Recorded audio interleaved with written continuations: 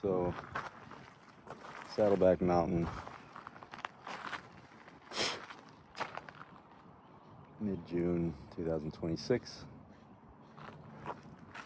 I'm going to talk a little bit about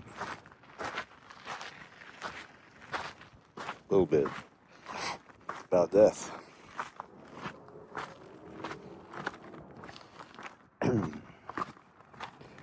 There seems to be this really stubborn question that people keep hiding under throughout the ages.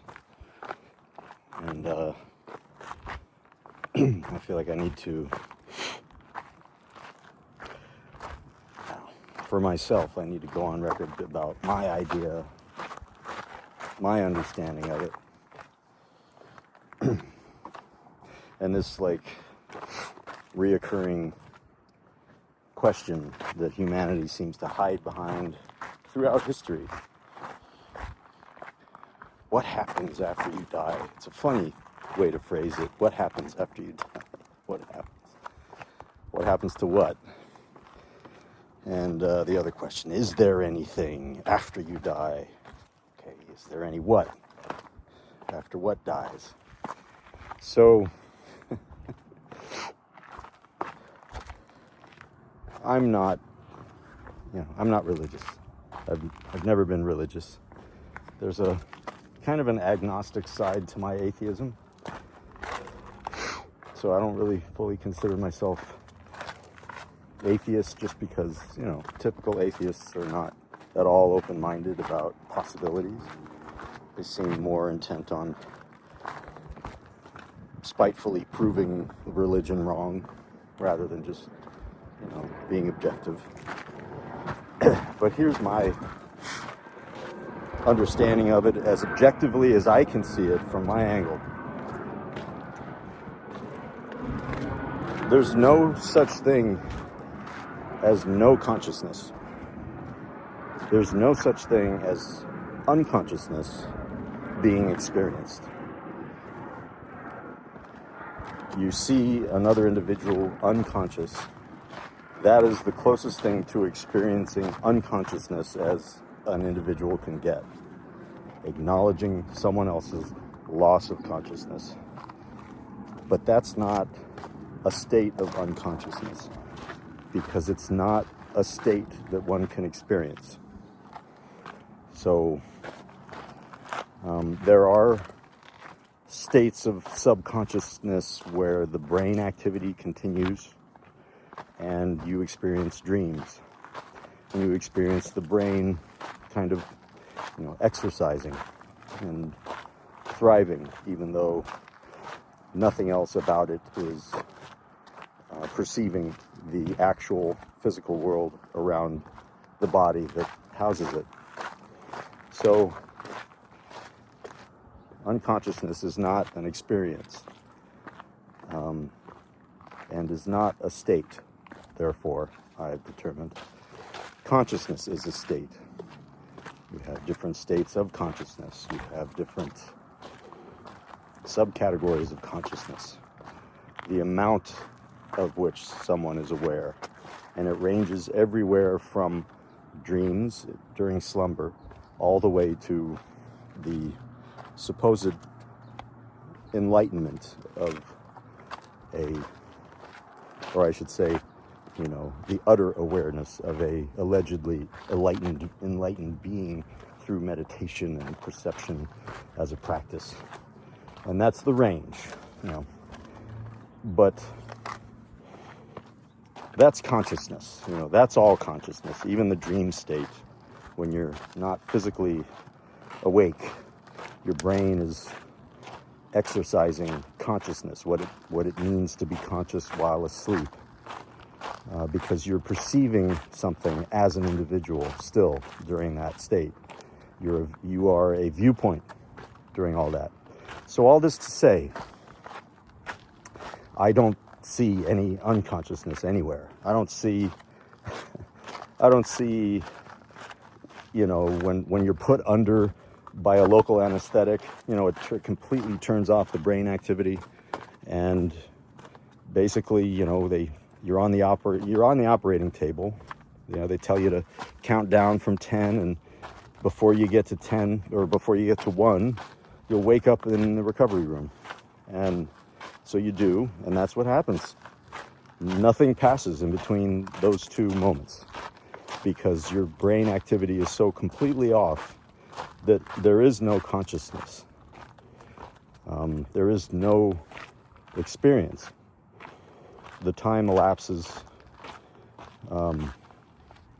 as a empty vessel, and that is not an individual, and it is not an individual's experience, and cannot be.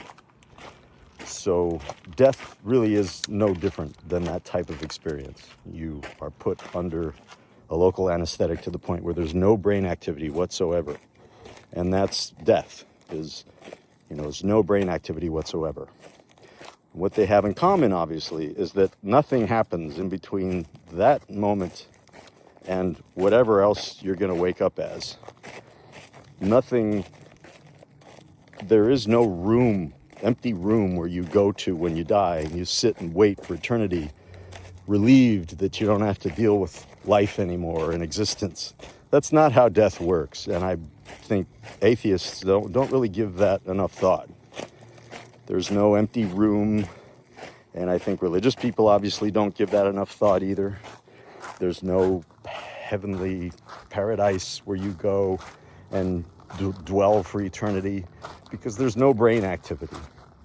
Consciousness and even our identities, everything else that we build throughout the course of a life within our minds, and everything that our brains as it grows enables us to conceive and remember, that's all part of this waking state, which cannot exist without a vessel like the brain, without a physical vessel like the brain, and the body that is its conduit.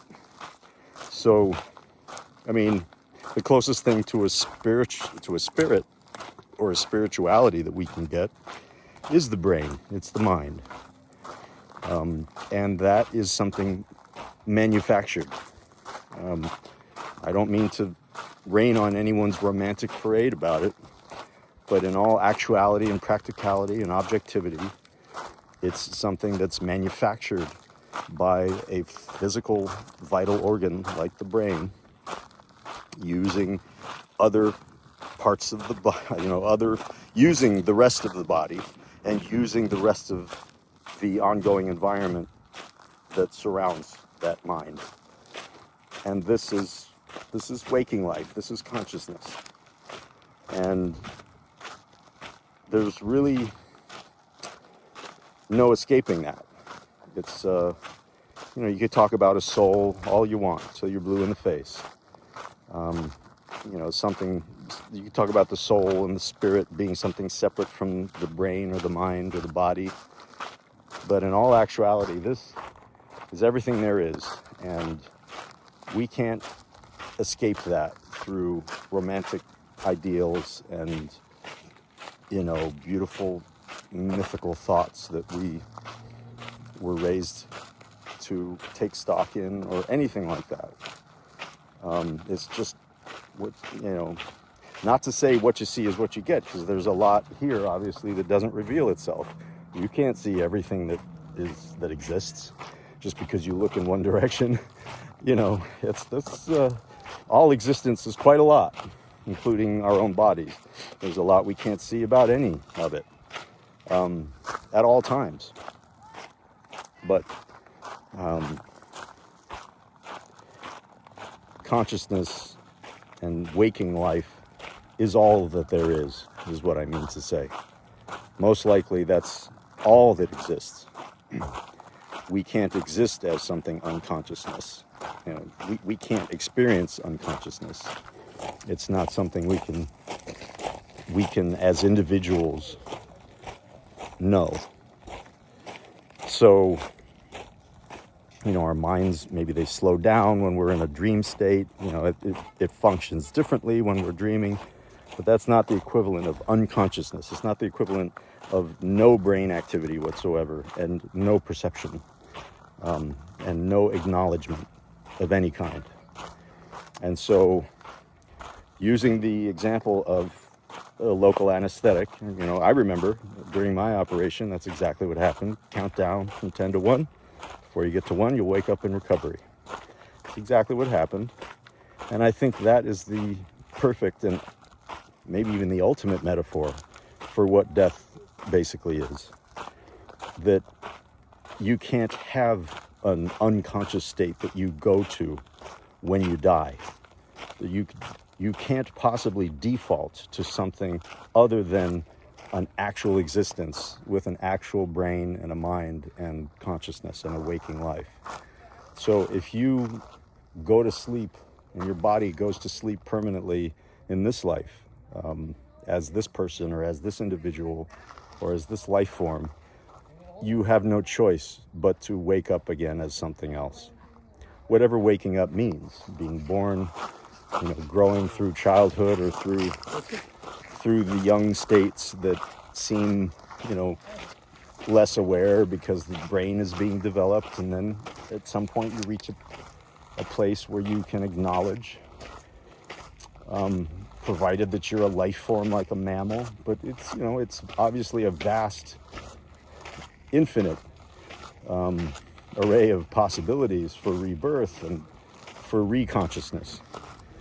And I think this is all the Buddha meant when the Buddha was trying to explain reincarnation to us. He wasn't saying that reincarnation was a chain of lives that the spirit moves through. That's not what he meant at all.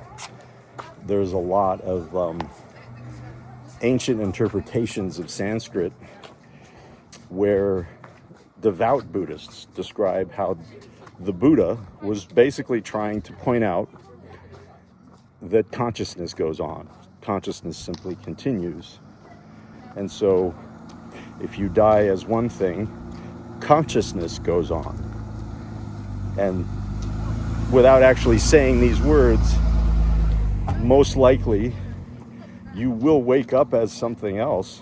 I think he said you have no choice, which is what I'm saying. If you go to sleep as one thing and consciousness keeps continuing, then you will be a part of consciousness in some form. You do not have a choice because nothing else exists. There's even an argument that the entire universe is one conscious being, and that there's lots of sub-beings, of sub-minds that are contributing to that total. And that this is all actual consciousness, that these are all facets of one grandiose mind with many sub-minds. And us being some of them, just some of the countless. So, hate to rain on someone's parade, but, religious people that are really scared of mortality should at least take refuge and take comfort in the fact that you have no choice but to continue on. It's just that you may not have a say-so in what you continue on as. And that is a different kind of scary notion. But at least take comfort in the fact that it does go on. That it can't not go on. It can't cease. There always has to be something, because there's no such thing as nothing, really. Even in science and in physics, they're saying that all the time. We haven't discovered an actual nothing, an actual nothingness, a space where there is only space. So consciousness follows suit with that. Quite hand in hand, in my opinion. It's all relative, and there's a oneness there between the two ideas, nothingness and unconsciousness. They are impossibilities. And this is it. Eternity and infinity. This is it. And it's all there ever will be. For you, for me, for I, together, moving through it all. forever. So, had to get that off my chest somewhere publicly, finally. I've been holding on to this stuff for years. Got to post it on a channel where I know no one's going to see it, no one's going to care, and I can just explain it at my own pace. Without all the bells and whistles of Artlist or whatever. Okay. Yeah.